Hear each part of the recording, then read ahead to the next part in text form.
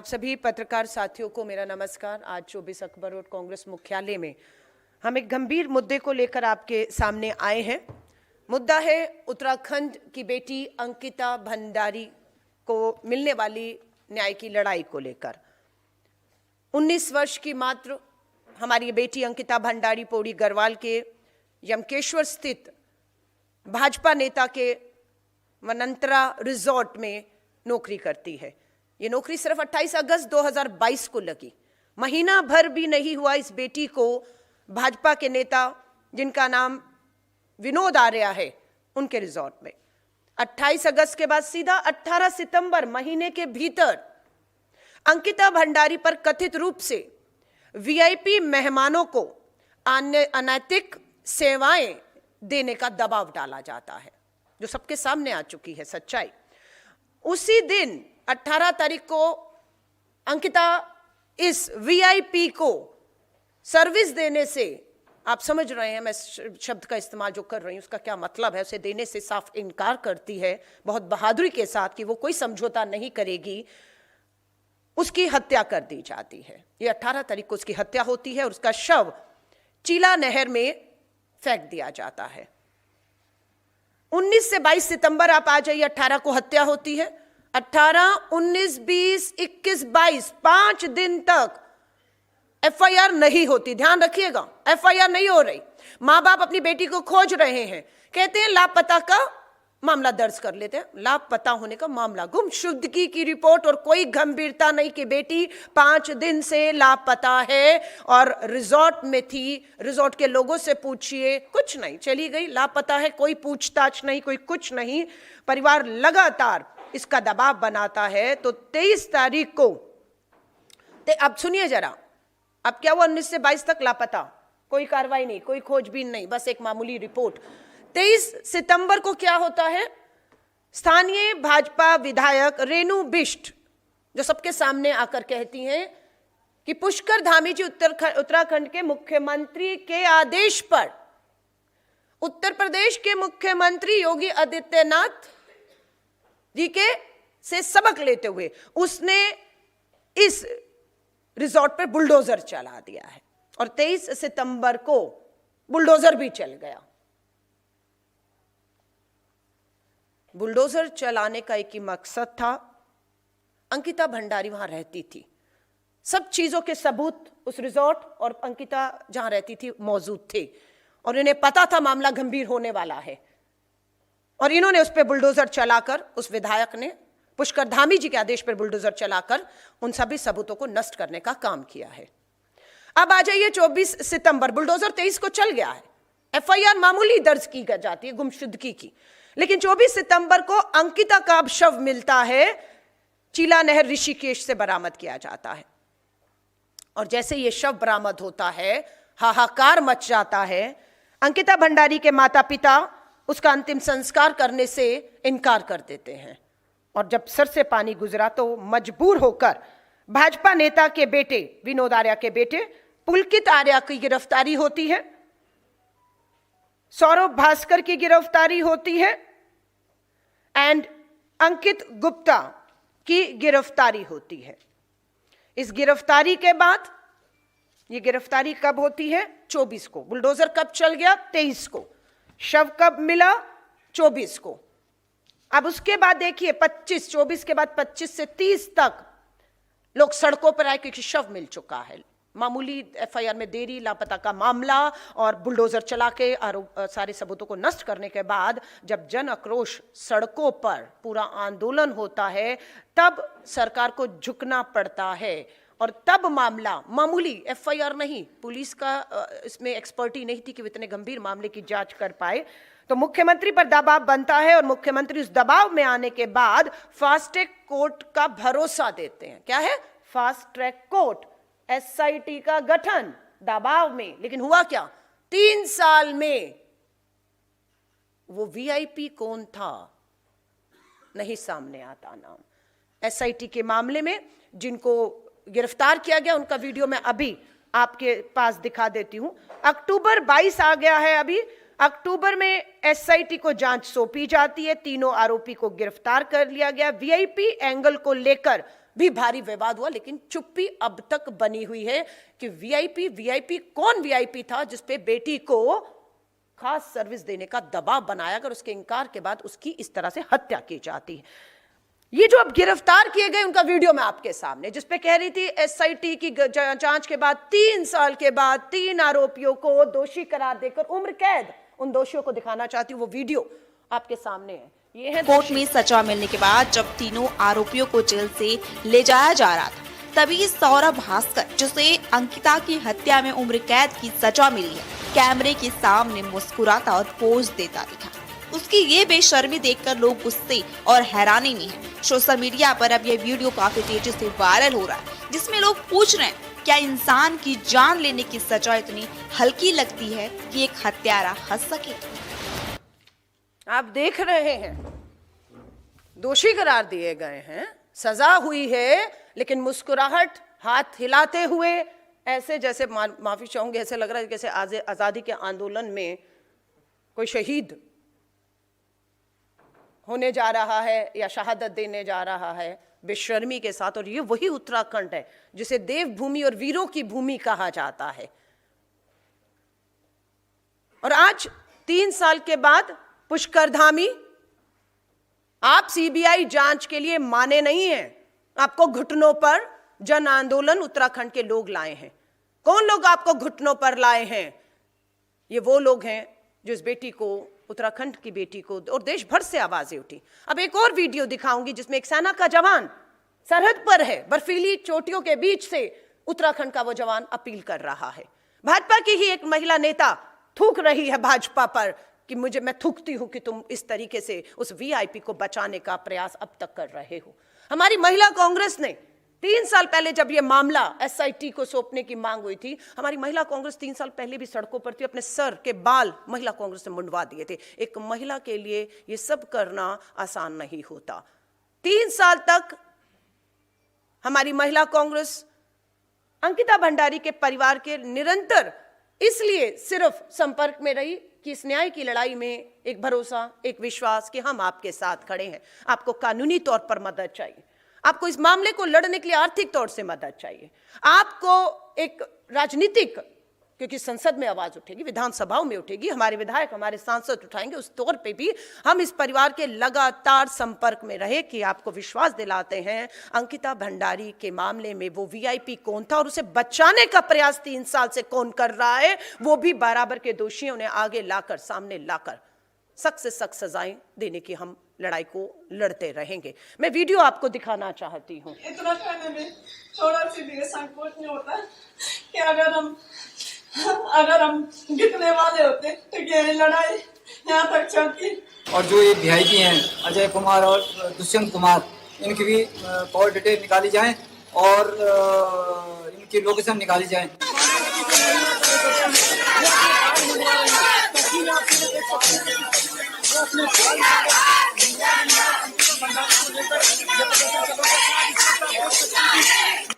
मैं हरिद्वार से आई हूँ, भाजपा से मंडल अध्यक्ष हूँ।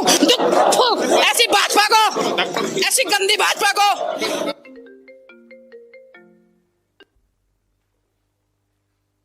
जिसने आज हमें रुला दिया, हमारी पहाड़ की बेटी, 19 साल की बेटी के साथ ऐसा बलात्कार किया। और फिर अरे जब एक रात में नोटबंदी हो सकती है, एक रात में लॉकडाउन लग सकता है, तो यहाँ तो 3 साल हो गए हैं। हमारी बहन अंकिता भंडारी को अभी तक न्याय नहीं मिला है।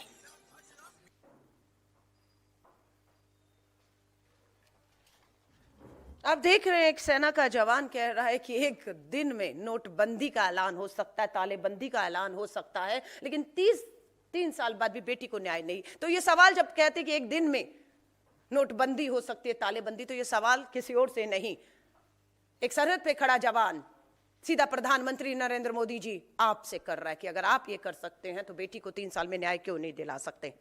अंकिता भंडारी के पिता के मुंह से आपने 2 नाम सुने, अजय कुमार और दुष्यंत कुमार के नाम।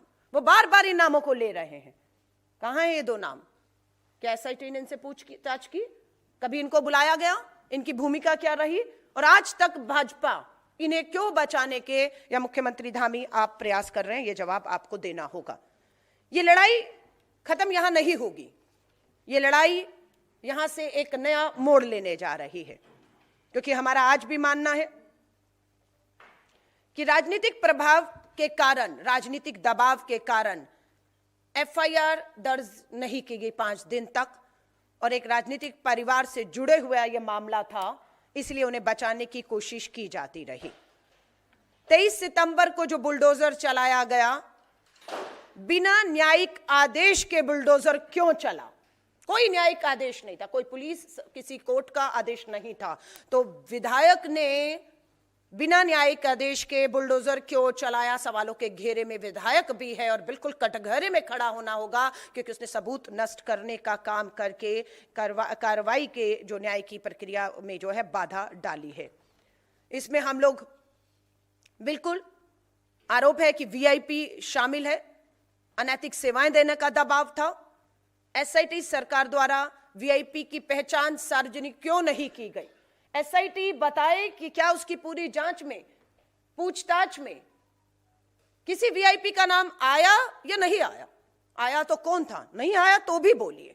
यदि वीआईपी मौजूद नहीं थे तो खंडन क्यों नहीं हुआ अभी तक कि नहीं, कोई वीआईपी नहीं था? और अगर था तो नाम सार्वजनिक करने से क्यों उसे रोका जा रहा है? क्यों लोगों को नहीं बताया जा रहा है? नैतिक जिम्मेदारी बनाम औपचारिक कार्रवाई, यह नैतिक जिम्मेदारी थी, पर इन्होंने औपचारिक कार्रवाइयां की हैं, सिर्फ पल्ला झाड़ने के लिए, बचने के लिए। दबाव के बाद विनोद आर्य को पार्टी से निष्कासित, सिर्फ पार्टी से निकाल दिया है हमने, लेकिन विनोद आर्य का रिजॉर्ट था, उसका बेटा शामिल था, बुलडोजर चला, सबूत नष्ट हुए, और ये सिर्फ पार्टी से आपने निकाला, लेकिन कानूनी इसके ऊपर कोई भी कार्रवाई क्यों नहीं की गई? किसी तरह की कोई सार्वजनिक माफी? मुख्यमंत्री, प्रधानमंत्री जी, आपके विधायक, आपकी सरकार, आपके नेता इस बेटी के उसमें शामिल थे, आपने क्या किया? क्या केवल पूछना चाहते हैं, क्या केवल निष्कासन पर्याप्त है कि किसी को पार्टी से हमने निकाल दिया? क्या यह पर्याप्त है? यह सवाल आज हम पूछना चाहते हैं। क्या सत्ता में रहते हुए नैतिक जवाबदेही और नैतिक जिम्मेदारी कुछ नहीं है कि सारा कानून करेगा, लेकिन आप सत्ता में बैठे हैं और आप न्याय प्रक्रिया को प्रभावित करते हैं, आपकी नैतिक जिम्मेदारी नहीं है? ये भाजपा की तरफ से कुछ और नहीं, मात्र डैमेज कंट्रोल था, ना कि अकाउंटेबिलिटी और एक्सेप्टेबिलिटी, दो शब्द आते हैं। ये सिर्फ इनका डैमेज कंट्रोल की अब नुकसान हो रहा है पार्टी की छवि का, लोग सड़कों पर है, इसको कैसे हम लोग बचाया जाए? महिला सुरक्षा नारे बनाम वास्तविकता क्या है? बेटी बचाओ जैसे अभियानों के समांतर पैरेलल ये सब होता है। नारा लगता है बेटी बचाओ, और निरंतर आप देखोगे बेटियों के दोषियों को बचाने का काम होता है। तो ये है नारे बनाम वास्तविकता। एक कामकाजी युक्ति सत्ता संरक्षित रिजॉर्ट में असुरक्षित है। सवाल उठता है क्या महिला सुरक्षा योजनाएं सत्ता समर्थित संस्थानों पर लागू नहीं होती हैं? हम पूछना चाहते हैं, क्या गरीब, अंकिता भंडारी के माँ बाप गरीब हैं, वो बच्ची नौकरी कर रही थी, घर का पालन पोषण कर रही थी। सवाल फिर उठता है, क्या गरीब परिवार की बेटी का जीवन कम मूल्यवान है? उसकी कोई कीमत नहीं।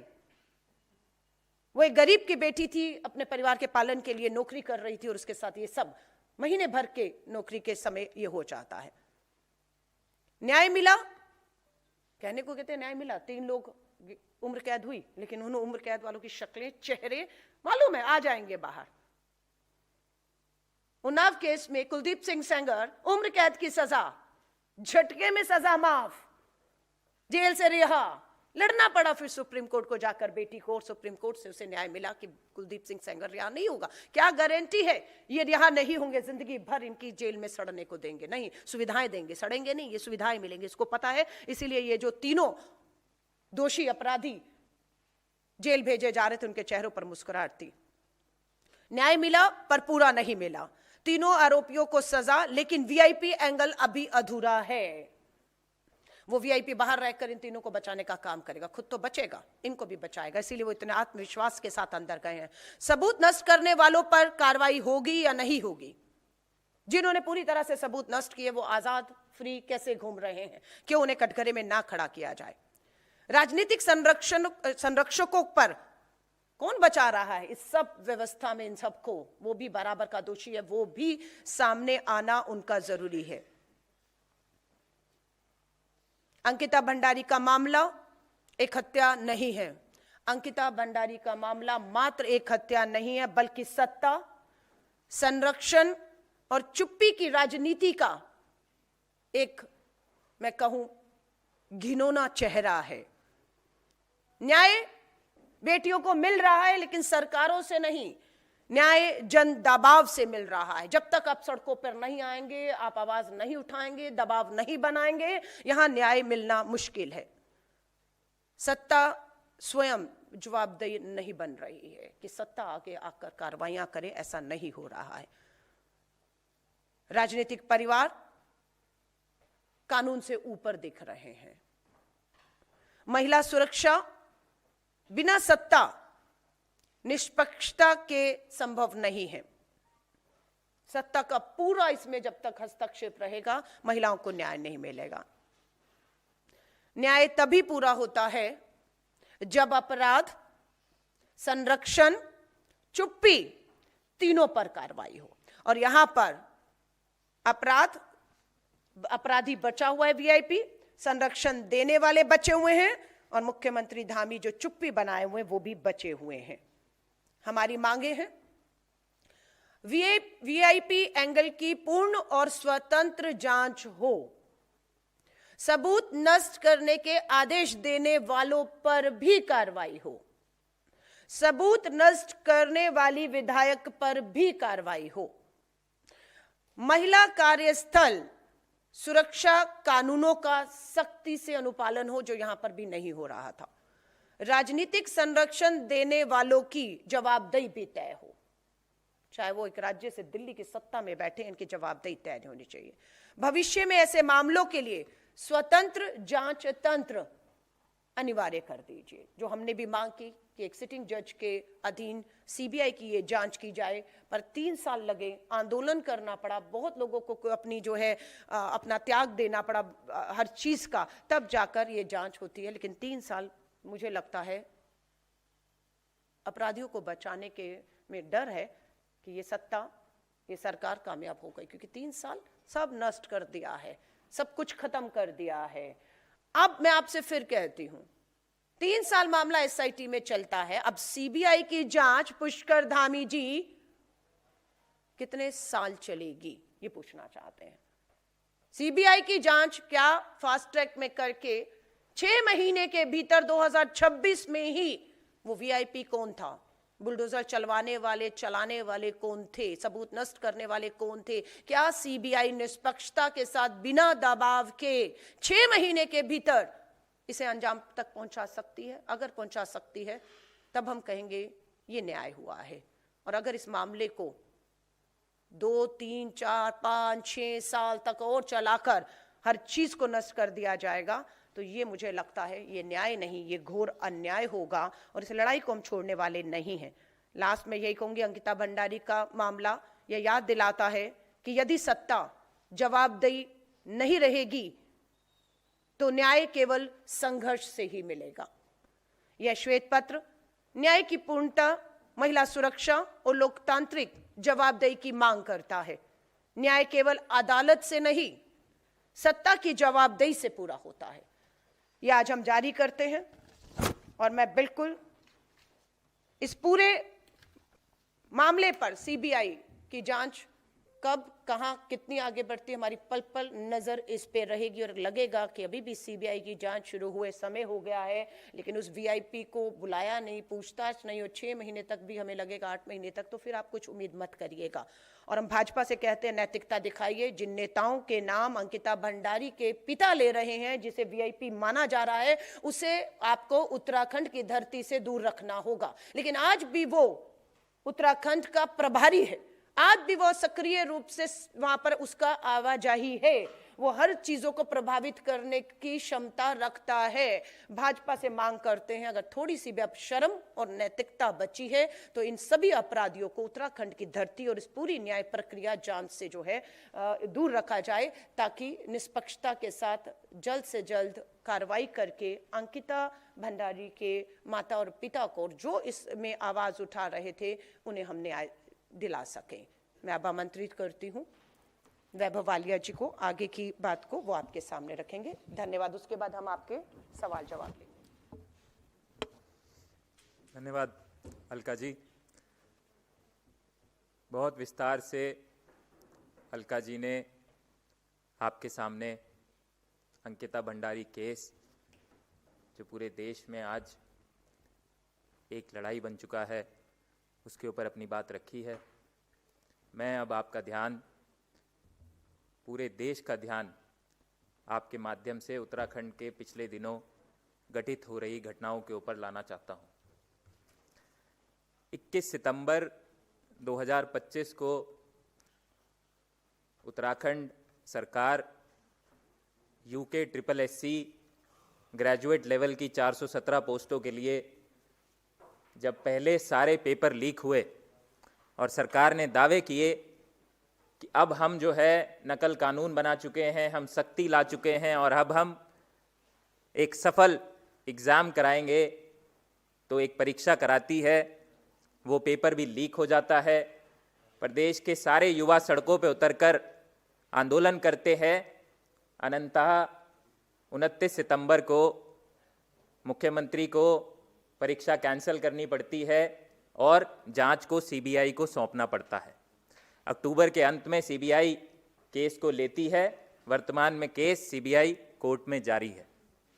9 दिसंबर 2025 को त्रिपुरा का एक छात्र एंजल चकमा, जो अपने भाई माइकल के साथ में कुछ सामान खरीदने के लिए घर के पास में जाता है, कुछ आपराधिक तत्व उसके ऊपर रेशियल टिप्पणी करते हैं, उसको चिंकी, चाइनीज, चीनी कहते हैं और उनका विवाद होता है, उनका झगड़ा होता है।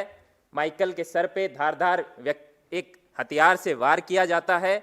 एंजल चकमा की पीठ में और गर्दन पे चाकू से वार किया जाता है। 15 दिन वो अस्पताल में रहता है। अनंता अपने प्राण त्याग देता है और आज 1 महीना होने के बाद भी उसको ये घटना घटित हुए 9 दिसंबर से आज 1 महीना होने के बावजूद उसका जो मुख्य अभियुक्त है, जिसका नाम है यज्ञराज अवस्थी, वो आज तक भी पकड़ा नहीं जा सका है। 22 दिसंबर को अंकिता भंडारी मामला, जो 3 साल पहले का एक मामला है और जिस मामले में राज्य सरकार ने पूरी तरह से वीआईपी को बचाने की कोशिश की है, इन्हीं के एक पूर्व विधायक की पत्नी के ऑडियो रिलीज के द्वारा वो मामला दोबारा से जो है जन चेतना में आ जाता है और तब से लेके कल रात तक 1000 से ज़्यादा प्रदर्शन पूरे उत्तराखंड की सड़कों पे उत्तराखंड की जनता ने किए हैं और सीबीआई जांच की मांग की कि न्यायिक संरक्षण में हाई कोर्ट, सुप्रीम कोर्ट के जज की निगरानी में आप सीबीआई की जांच कीजिए। सारे ही जन आंदोलनों की, उत्तराखंड की जनता की, राजनीतिक संगठनों की एक बड़ी जीत हुई जब कल शाम को मुख्यमंत्री ने सीबीआई जांच की घोषणा की है।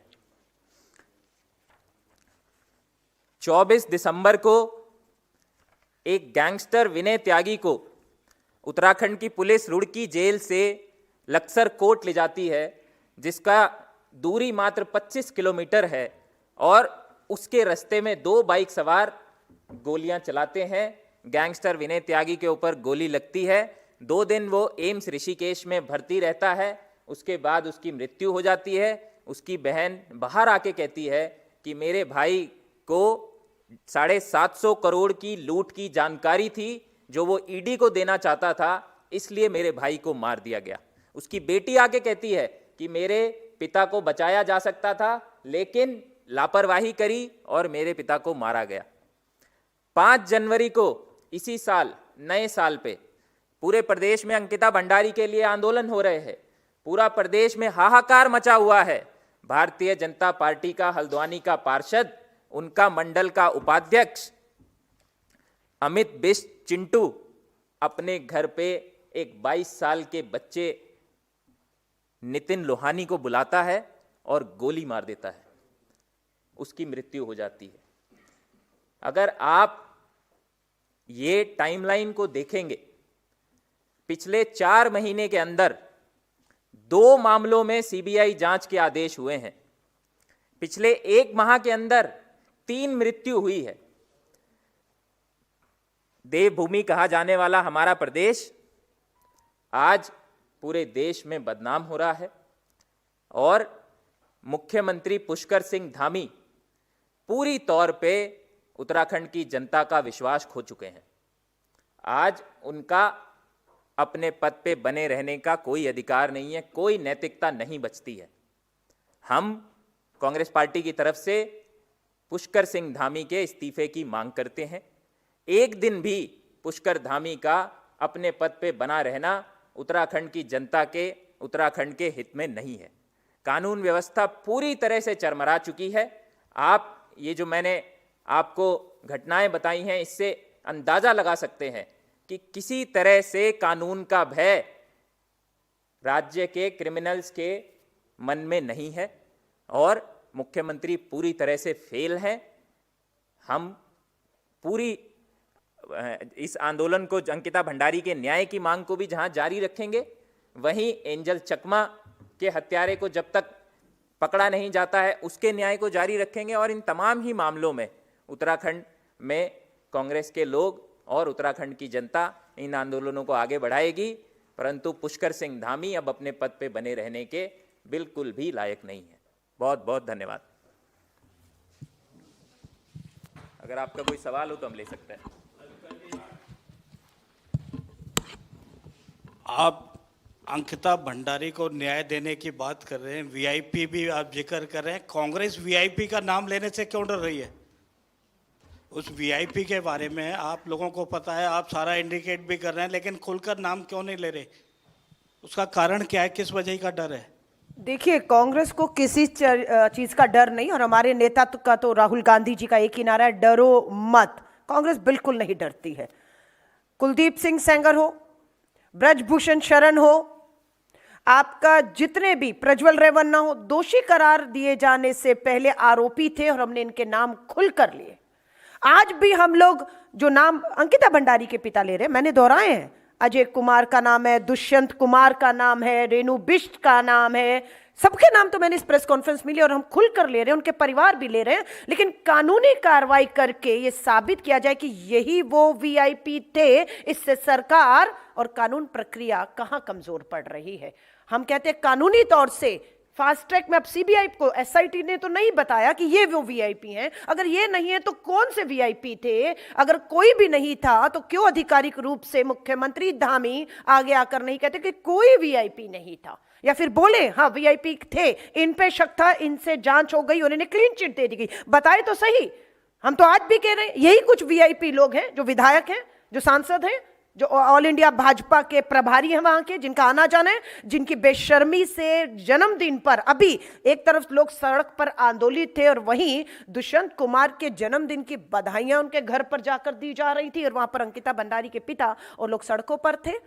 और आज एक महिला जो हमारी वहां पर आंदोलन में शामिल थी, गुस्सा है उसमें, उसने अपने तरीके से खेतों में जो काम करने वाली महिलाएं दरातरी लेकर जाती हैं, उन्होंने कहा अब अपनी सुरक्षा, अपनी रक्षा खुद करनी होगी, तो हमें ये रहना हो, हमें हथियार उठाना होगा। उसने सिर्फ एक बात कही, आपने उसको उठाकर न्यायिक हिरासत में जेल में भेज दिया। और जो लोग 1 जनवरी को पूरे देश में हथियारों का नंगा नाच करके एक कौम का इतनी गंदे तरीके से गाली देकर उनको कह रहे थे कि सबक सिखाओ और उनको मारो, काटो, कोई कार्रवाई, कोई आवाज, कोई एफआईआर, कहीं कुछ नहीं होता है।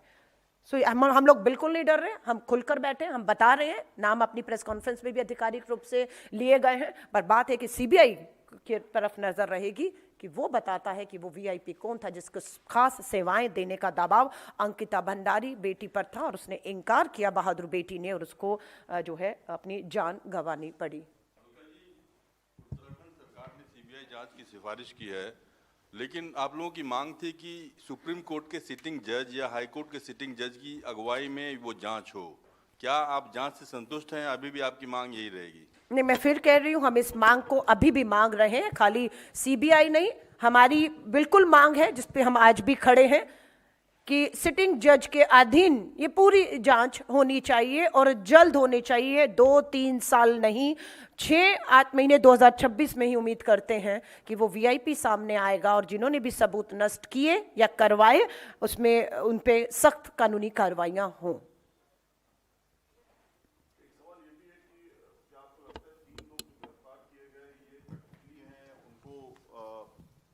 उसकी जगह पे कुछ और लोग हैं जो इसमें शामिल थे, जिनको बचाया जा रहा है, जिसमें आप कह रही हैं एक वीवीआईपी का नाम है, और भी इसमें शामिल हो सकते हैं? देखिए, इसमें पुलकित आर्य जो रिजॉर्ट को चला रहा था, जो भाजपा के ही नेता विनोद आर्य का बेटा है, तो बिल्कुल रिजॉर्ट बाप का है, बेटा चला रहा था और बेटा ने अपने 2 साथियों के साथ, जिनको दोषी भी करार दिया गया, माना कि गलत काम था, हत्या उन्होंने ही की है, दोषी करार देकर जेल गए हैं। अब आगे की प्रक्रिया क्या है? वीआईपी कौन था जिसको सेवा देने का दबाव था, उसे भी सजा होनी चाहिए, वो भी सामने आना चाहिए। दूसरा, रेणु बिष्ट का कहना है कि बुलडोजर उन्होंने चलाया, उन पे भी कार्रवाई होनी चाहिए, क्योंकि अपने शव के मिलने से 1 दिन पहले बुलडोजर चला के सारे सबूत नष्ट कर दिए, क्योंकि आपको पता था हत्या हो गई है, शव आने वाला है और बिल्कुल लोग सड़कों पर आएंगे, इसलिए आपने अपने बचाव में ये कहा कि देखिए हमने बुलडोजर पर, लापता बेटी के मामले में बुलडोजर चल गया। कोई लापता होता है और बुलडोजर चलाते नहीं होता, लेकिन आपको पता था हत्या हो गई है, आपको पता था वीआईपी को सेवा देने के नाम पर हत्या हुई है, आपको पता था शव अगले दिन पुलिस बरामद करने वाली है, और आपने 1 दिन पहले आपने बुलडोजर चलाकर कार्रवाई नहीं की, आपने सबूत नष्ट किए। तो बिल्कुल, अब मैं आपसे दोबारा कह रही हूँ, ये 3 तक नहीं रुक रही है बात उन वीआईपी जिनको सेवा देने के लिए बात थी, ये तीनों उगलेंगे, लेकिन ये तीनों नहीं उगलेंगे कि उनको पता हम बाहर आ जाएंगे। सो वो वीआईपी कौन था? बुलडोजर चलाने का आदेश साफ रेणु बिष्ट कह रही हैं, दोषी इसमें साफ दिख रहे हैं, आपके पुष्कर धामी मुख्यमंत्री हैं, उन्होंने आदेश दिए थे, और उत्तर प्रदेश के मुख्यमंत्री से सबक लेकर इन्होंने ये किया, और वो उन्होंने किया, वो भी शामिल है।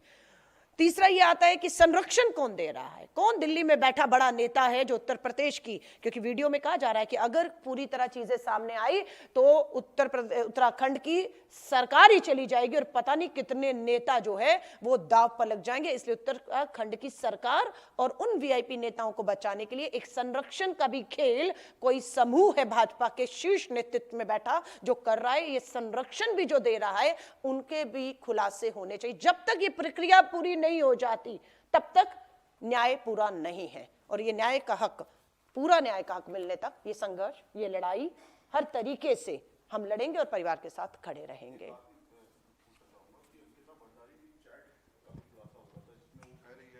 हमारे ऊपर दबाव बनाया जा रहा है, वो चैट भी सामने आई थी, क्या उस चैट को लेकर के अब कुछ डिटेल्स आप लोग ले रहे हैं कि चैट में किससे उसके दोस्त से बातचीत हो रही थी उस चैट में? देखिए, मैं फिर कहूंगी, उसी से ये खुलासा हुआ था कि कोई वीवीआईपी है जिसको सेवाएं देने की बात की जा रही है चैट के। उर्मिला है ना जिसका नाम है, उर्मिला, हाँ। ये जो चैट है, ये चैट पब्लिक में उसके जो फ्रेंड थे उन्होंने ही किया था, और दुर्भाग्यपूर्ण बात ये है कि उसमें साफ साफ लिखे होने के बावजूद अंकिता अपने आप मैसेज भेज रही है कि ये मुझ पे दबाव बना रहे हैं कि इस रिजॉर्ट में कोई वीआईपी आने वाला है, उसको आपको स्पेशल सर्विस देना है। अंतरात्मा इतनी मर चुकी है कि एक 19 साल की लड़की को आप इतना घिनौना काम करने के लिए मजबूर कर रहे हो, क्योंकि इसकी आर्थिक स्थिति ऐसी है कि वो आपके यहाँ काम करने आई है और वो गरीब घर से आती है। आप उसकी मजबूरी का लाभ उठा के उसको ऐसे दरिंदों के आगे आप वो कर रहे हो, और उसके बाद में सरकार मामले को रफा दफा करने में कोई कसर नहीं छोड़ती है। आप 3 साल तक वीआईपी को प्रोटेक्ट करते हो, साफ साफ उसमें लिखा हुआ है कि मेरे ऊपर वीआईपी को सर्विस देने का दबाव बना रहे हैं, और आप जो है कहते हो कि जी हमने तो सजा कर दी, हमने ये कर दी, हमने वो कर दी।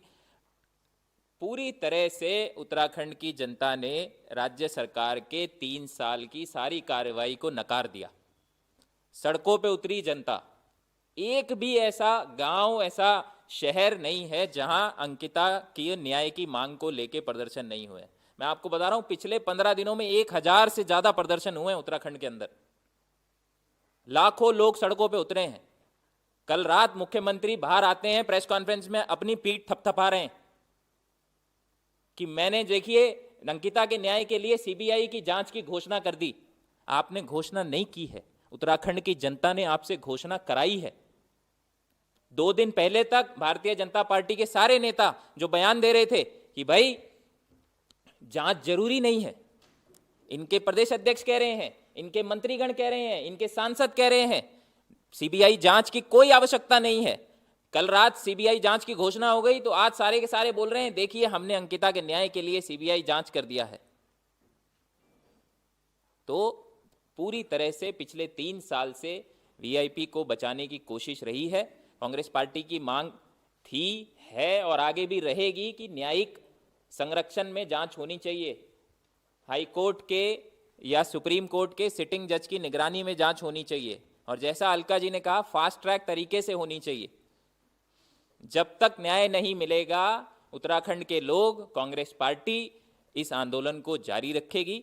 ये मैं फिर कहता हूं, उत्तराखंड की जनता की, उत्तराखंड के सामाजिक संगठनों की, उत्तराखंड के सभी राजनीतिक दलों की एक बड़ी जीत है कि कल शाम झुककर मुख्यमंत्री को घोषणा करनी पड़ी है और 4 महीने के अंदर 2 अलग अलग मामलों में सीबीआई की जांच हुई है। तो प्रदेश की सरकार, प्रदेश का शासन क्या कर रहा है? जब आप कोई मामले को, जनता का विश्वास आप खो चुके हो तो फिर आपको अपने पद पे बने रहने का, आपको शासन करने का कोई अधिकार नहीं है। आपको अपने पद से तुरंत त्यागपत्र दे देना चाहिए।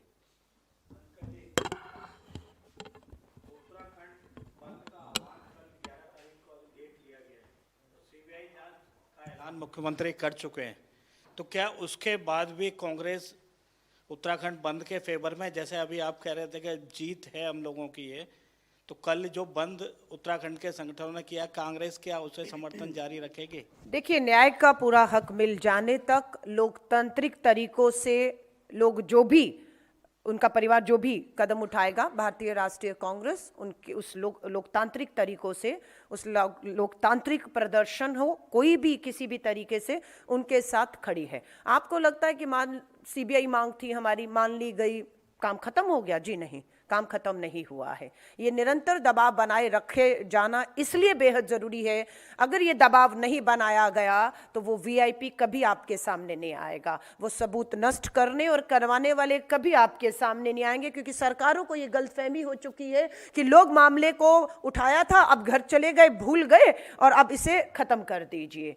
आप समझ रहे हैं? मैं आपको फिर कह रही हूं, पुष्कर धामी जी का बयान आया है कि इस पूरे आंदोलन में सरकार का बहुत नुकसान हुआ है, हमारे बहुत से काम रुक गए जो हमें करने थे, हम कर नहीं पा रहे हैं। जिस राज्य में बेटियां सुरक्षित ना हो, लोगों के साथ न्याय ना हो रहा हो, वो ईंट और पत्थरों के निर्माण से अगर आप एक शहर खड़ा कर देते हैं और राज्य जिसकी आत्मा मर चुकी है, उसका क्या लाभ है? तो पुष्कर धामी जी का ये बयान बेहद ही शर्मनाक है कि ये पूरे आंदोलन से सरकार का और उनके जो फैसले, काम, मीटिंग थी, उसका नुकसान हुआ है। ये शर्मसार है, इसके लिए उन्हें माफी मांगनी चाहिए। अगर आप ये मांग को पहले ही मांग लेते, 3 साल के भीतर सीबीआई सिटिंग जज के अधीन जांच होती और सब कुछ सामने आ गया होता, वीआईपी भी, सजाएं भी, तो लोगों को सड़क पर ना उतरना पड़ता। लेकिन आज भी सड़क पर उतरने का ही नतीजा है कि ये हो रहा है और लगातार न्याय का पूरा हक मिलने तक सड़कों पर उतरना ही होगा। अगर विधानसभाएं नहीं सुनेंगी, सदन नहीं, तो सड़क के रास्ते लोकतांत्रिक अधिकार है। बिल्कुल हम खड़े हैं, हम पूरी तरह से उत्तराखंड कांग्रेस कहें या उत्तराखंड के जो आंदोलन में शामिल लोग हैं, हम उनके साथ खड़े हैं। और जिनके ऊपर, जिनको जेल भेजने की नोटिस आने शुरू हो गए, हमारे बहुत से कांग्रेस नेताओं को भी नोटिस आ चुके हैं और उनमें बहुत सी धाराएं ये वो करने के लिए बहुत कुछ डाल दिया गया है। और जाएंगे सब लोग हम कोर्ट, और जो सजाएं हमें इस लड़ाई को, न्याय की लड़ाई को लड़ने में मिलेंगी, हम लोग उसको लड़ेंगे। इसी लड़ाई में मुझे भी चार्जशीट हो चुकी हूँ, अभी फिर कोर्ट में सुनवाई है। जो भी फैसले आएंगे, हम सबको मालूम है कि एफआईआर होंगी, कोर्ट में मामले चलेंगे और हर तरीके का दबाव बनेगा। जेलों में भी लोगों को जाना होगा, सोनम वांगचू जैसे लोग जेल में हैं, तो फिर हम बाहर क्या हैं? हम तो लड़ाई लड़ेंगे और सबको, मुझे लगता है, निर्भीक होकर इस लड़ाई को लड़ना है और जीतना है। और स्वाभाविक तौर पे अंकिता परिवार, अंकिता भंडारी के माता पिता जिनके आंखों में आंसू हैं, हम विश्वास दिलाते हैं कि भारतीय राष्ट्रीय कांग्रेस आपके साथ न्याय का पूरा हक मिल जाने तक, जब तक उन्हें एहसास नहीं हो, वो आकर कहें कि हाँ न्याय हो गया है, तब तक हम इस न्याय की लड़ाई को लड़ते रहेंगे। हम अंकिता भंडारी के माँ बाप के मुंह से ये सुनने को बेचैन है कि जल्द सीबीआई फैसला सुनाए और उनके माँ बाप असली जश्न, असली जो है, हम लोग खुशी तभी मना पाएंगे कि हुआ है न्याय। धन्यवाद आप सभी पत्रकार साथियों को।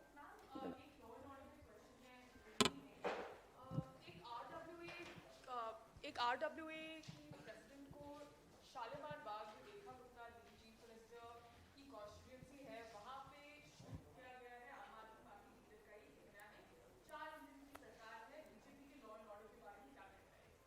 नहीं, लॉ एंड ऑर्डर आप कहेंगे तो पूरी दिल्ली और देश में पूरा चरमरा चुका है। अपराधियों को पूरा संरक्षण सत्ता में बैठी सरकार नेता दे रहे हैं। भारत की राजधानी दिल्ली में आप देखेंगे 1 से 10 तारीख में 14 हत्याएं हो चुकी हैं। राजधानी दिल्ली में चाकुओं से, गोली से 14 लोगों को अभी मात्र 10 दिन में हत्या कर दी गई। ये आंकड़े हमारे सामने आ रहे हैं। ये बेहद ही चिंताजनक है कि नागरिक अब सुरक्षित नहीं है और बिल्कुल इन्हें सत्ता का संरक्षण है, इसलिए डर नहीं है। उन्हें मालूम है कि उन्हें कोई बचाने वाला बैठा है, वो बच जाएंगे। सो मुझे लगता है गंभीर मामला अपने आप में, और केंद्र की सरकार, क्योंकि केंद्र शासित राज्य है, दिल्ली गृह मंत्री जी को इसमें गंभीरता दिखानी चाहिए। धन्यवाद।